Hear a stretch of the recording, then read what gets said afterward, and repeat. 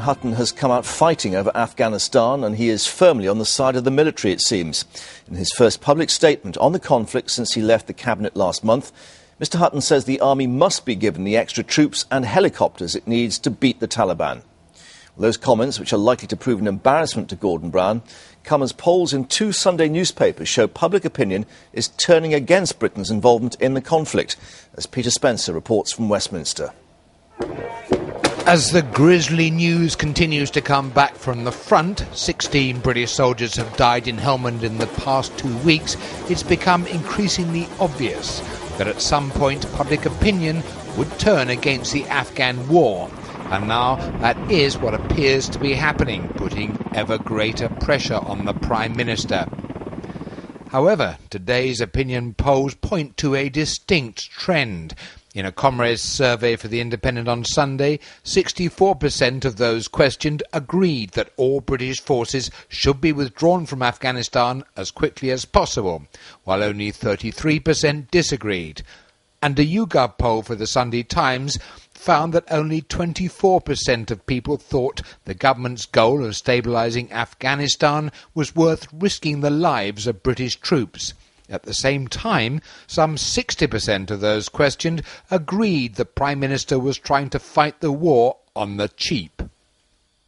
In many ways, this is Gordon Brown's worst nightmare. Just as calls for him to do more in Afghanistan become ever more strident, there's growing evidence of public disquiet about Britain being there at all.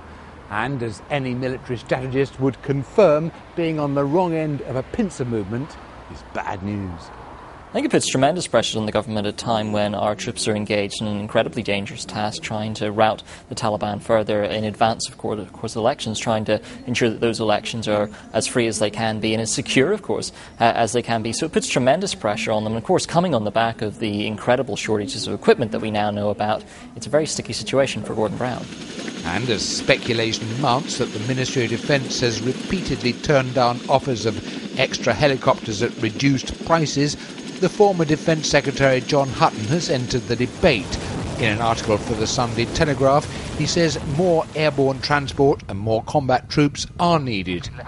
The mood on the ground is unequivocal, he writes.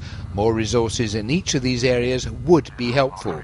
This review of British troop levels cannot wait until October, as has been suggested.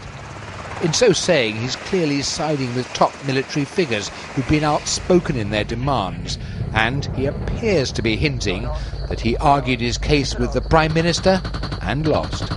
Peter Spencer, Sky News, Westminster. More reaction